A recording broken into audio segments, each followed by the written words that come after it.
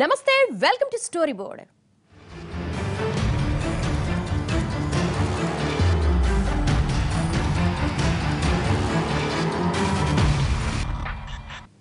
అదో విద్యాలయం, మేధావుల్ని తయారు చేసే విశ్వవిద్యాలయం. బయట నుంచి చూస్తే చదువులమ్మ చెట్టు నీడలో ఉన్నట్లుంటుంది. కానీ ఒక్కసారి అడుగు పెడితే అసలు సంగతి బట్టబయలవుతుంది.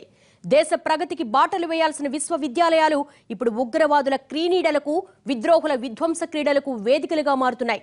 నిన్న హైదరాబాద్ సెంట్రల్ యూనివర్సిటీ, నేడు ఢిల్లీలో జవహర్ లాల్ యూనివర్సిటీ, రేపు ఇంకో యూనివర్సిటీ. పేరు మారుతోందే తప్ప విశ్వవిద్యాలయాల తీరు మాత్రం మారడం లేదు.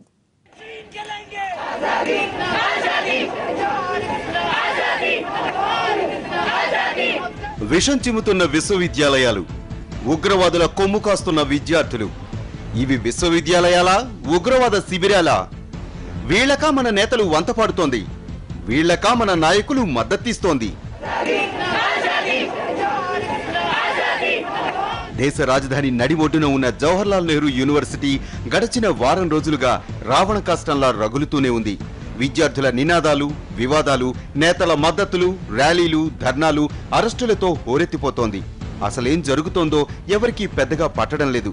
కొందరు దీన్నో విద్యార్థి సంఘాల మధ్య గొడవగా చూస్తుంటే, మరికొందరు దీన్ని ప్రభుత్వం, ప్రతిపక్షాల మధ్య రాజకీయ యుద్ధంగా చెప్పుకొస్తున్నారు. ఇంకొందరు దీన్ని కుటిల రాజకీయాలంటూ పక్కన పెట్టేస్తున్నారు. కానీ మీడియాలో మాత్రం ఈ వివాదం రోజురోజుకి రాజుకుంటూనే ఉంది. మొదట్లో ఓ తీవ్రవాది వర్ధంతి రోజున విద్యార్థుల మధ్య చెలరేగిన వివాదం ఆ తర్వాత చినికి గాలివానగా మారింది. విద్యార్థి సంఘాల ఎంట్రీతో వివాదాస్పదమైన విషయం జర్నలిస్టులపై, లాయర్లపై దాడులతో మరింత పెద్దదై ఇప్పుడు సుప్రీంకోర్టు దాకా వెళ్ళింది.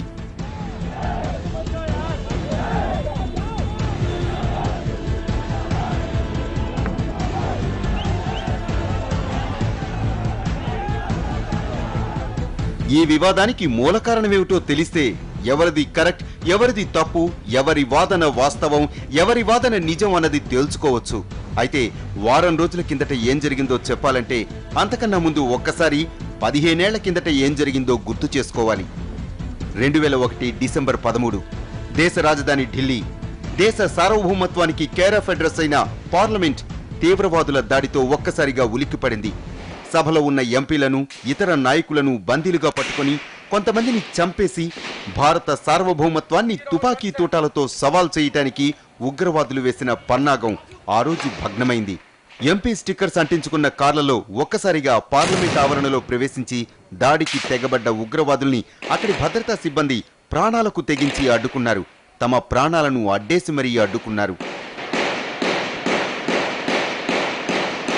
ఈ ఒక్క ఘటన దేశాన్ని భయభ్రాంతుల్ని చేసింది. సాక్షాత్తు దేశాన్నేలే ప్రజాప్రతినిధులు ఉన్న సభకే రక్షణ లేదంటే ఇక సామాన్యుడి ప్రాణాలకు రక్షణ ఎక్కడ ఉందన్న భయం మొదలైంది.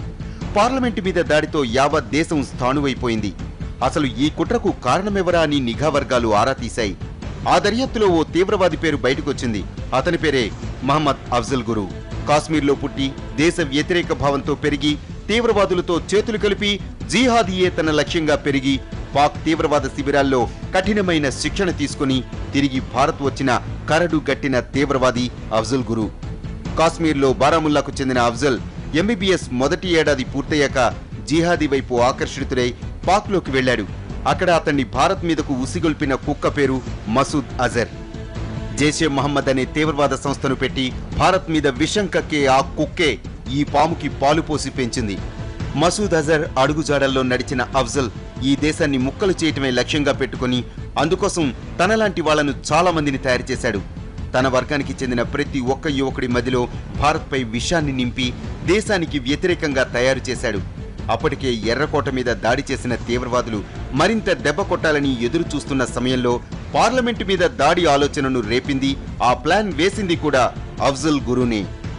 పార్లమెంటు మీద ఉగ్రదాడికి స్కెచ్ వేసింది, సాయం చేసింది అఫ్జల్ గురునే. దాడికి ముందు తీవ్రవాదులతో సంభాషించిన అతని మాటలే అందుకు ప్రత్యక్ష సాక్ష్యం. ఈ విషయాన్ని అఫ్జల్ కూడా అంగీకరించాడు. 2003లో సాక్ష్యాధారాలను పరిశీలించి ఢిల్లీ హైకోర్టు అఫ్జల్ గురుకు ఉరిశిక్ష విధించింది. దీన్ని సవాల్ చేస్తే సుప్రీంకోర్టు కూడా అదే శిక్షను ఖరారు చేసింది. ఆపై అసలు డ్రామా మొదలైంది. అఫ్జల్ గురు ఉరి అన్యాయమంటూ అప్పట్లోనే కాశ్మీర్కు చెందిన కొన్ని పార్టీలు రాజకీయంగా ఒత్తిళ్లు తెచ్చాయి. తమ జనంతో నినాదాలు చేయించాయి. ఒక మనిషి ప్రాణం తీస్తారా అంటూ మానవతావాదుల ముసుగులో ఆందోళనలు చేయించాయి. కానీ కోర్టులు మాత్రం ఆ మాటల్ని పట్టించుకోలేదు. ఆఖరికి అఫ్జల్ భార్య తబస్సుంతో కూడా క్షమాభిక్ష పిటిషన్లు వేయించారు. కానీ దేశ సార్వభౌమత్వాన్ని దెబ్బతీయటానికి అఫ్జల్ చేసిన ప్రయత్నాన్ని నాటి రాష్ట్రపతి ప్రణబ్ ముఖర్జీ తిరస్కరించడంతో 2013 ఫిబ్రవరి 9 ఉదయం 8 గంటలకు తీహార్ జైల్లో ఆపరేషన్ 3 స్టార్ పేరుతో అఫ్జల్ గురును రహస్యంగా ఉరితీశారు. ఆఖరికి అఫ్జల్ మృతదేహాన్ని తీసుకువెళ్లడానికి వాళ్ల కుటుంబ సభ్యులు కూడా ముందుకు రాలేదంటే వాడెంత క్రూరుడో అర్థమవుతుంది. అలాంటి ఒక తీవ్రవాది కోసం ఇప్పుడు వందల మంది విద్యార్థులు నినాదాలు చేస్తున్నారు.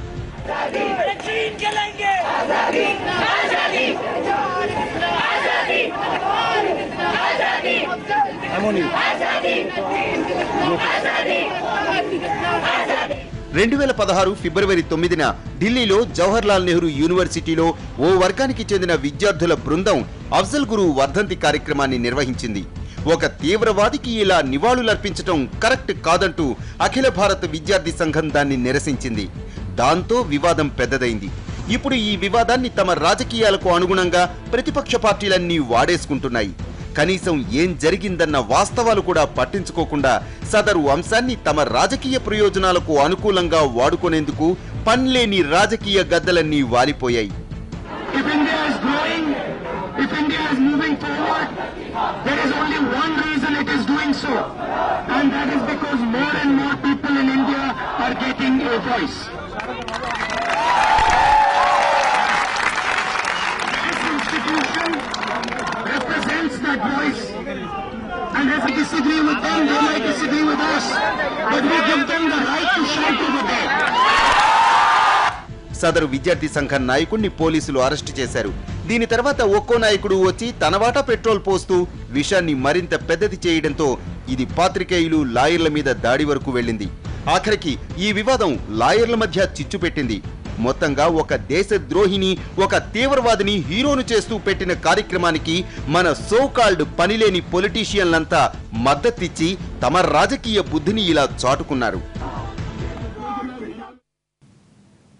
తమ స్వార్థ రాజకీయాల కోసం విద్యార్థుల్ని రెచ్చగొడతారా? ఒక ఉగ్రవాది కోసం వంత పాడతారా? బ్రేక్ తర్వాత చూద్దాం.